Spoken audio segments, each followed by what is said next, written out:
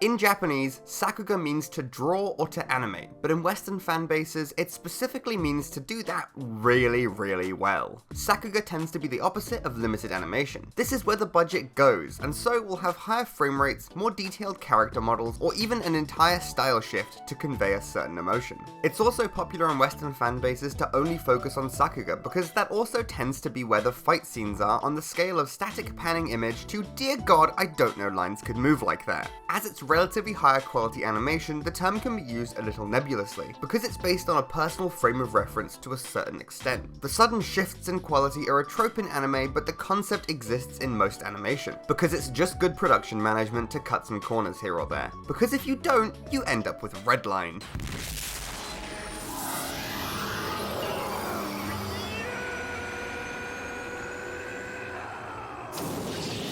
Premiering in 2009 after a 7-year production, it featured 100,000 hand-drawn frames, and was critically acclaimed. It was also a commercial failure. That's 16 frames a second, by the way. The average episode of an anime TV series might be anywhere from 5 to 13 frames a second. The movie is incredible, by the way. The advent of digital animation meant that most modern anime are not entirely hand-drawn, and may use 3D or digital assistance for certain steps like coloring or digital interpolation, which allow anime to be made cheaper but not always better. But that's a whole other video, and I would really like to go to bed.